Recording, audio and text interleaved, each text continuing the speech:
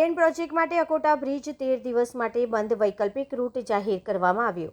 વડોદરામાં હાલ national high speed rail bullet train પ્રોજેક્ટની કામગીરી પૂરજોશમાં ચાલી રહી છે.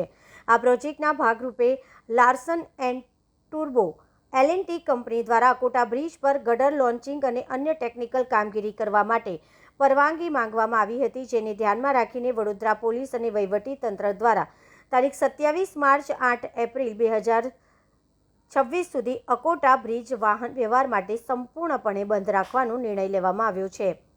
આ 13 દિવસના બ્લોક દરમિયાન શહેરના પશ્ચિમ વિસ્તાર અને રેલવે સ્ટેશન તરફ જતા ટ્રાફિકને અસર થઈ શકે છે. જો કે તંત્ર દ્વારા નાગરિકોની સુવિધા માટે વૈકલ્પિક રસ્તાઓની વ્યવસ્થા જાહેર કરવામાં આવી છે. લાલબાગથી અકોટા તરફ મુજમહુડા થઈને જઈ શકાશે.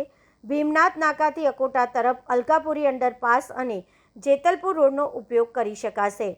પોલીસ વિભાગ દ્વારા જણાવવામાં આવ્યું છે કે પૂરતા પ્રમાણમાં સાઇનબોર્ડ મૂકવામાં આવશે, જેથી વાહન ચાલકોને મુશ્કેલી ન પડે. બુલેટ ટ્રેન એ રાષ્ટ્રીય મહત્વનો પ્રોજેક્ટ હોવાથી શહેરીજનોને સહકાર આપવા અને વૈકલ્પિક માર્ગો અપનાવવા વિનંતી કરવામાં આવી છે. ये हम लोगों ने ऑलरेडी ट्रैफिक डिपार्टमेंट को दिया था रिक्वायरमेंट हम लोगों का सुपर स्ट्रक्चर इरेक्शन करने के लिए अकोटा ब्रिज पे हम लोगों का पियर नंबर 202 to 203 45 मीटर का.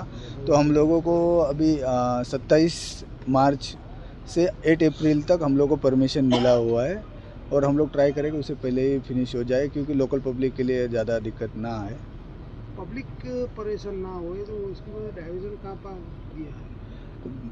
लोकल ऑलरेडी हम लोगों ने फ्लेक्स लगाया हुआ है, जहाँ पे initially for example guy circle होगा, डांडिया बाजार से पहले रावपुरा सर्कल है, उस हर जगह पे चौराहे पे हम लोगों ने फ्लेक्स लगाया हुआ है डाइवर्जन के लिए कि अकोटा ब्रिज अभी ये क्लोज रहेगा for super structure erection work. और उसमें मेंशन भी किया है कि ये डेट पे हम क्लोज रहेगा. फॉर एग्जांपल 28 मार्च से 8 अप्रैल तक बंद रहेगा करके. आपका परिचय? मैं अमोल ढिकले, असिस्टेंट मैनेजर, मैं L&T से हूँ. હાલમાં જે હાઈ સ્પીડ રેલ પ્રોજેક્ટ ચાલી રહ્યો છે બુલેટ ટ્રેનનો, તે અનુસંધાને L&T દ્વારા પરમિશન માગવામાં આવી હતી કે આગામી તારીખ 27થી એમને 8 તારીખ સુધી એમને પરમિશન જોઈતી હતી. જે અનુસંધાને 27થી 8 એપ્રિલ સુધીની એમને પરમિશન આપવામાં આવી છે.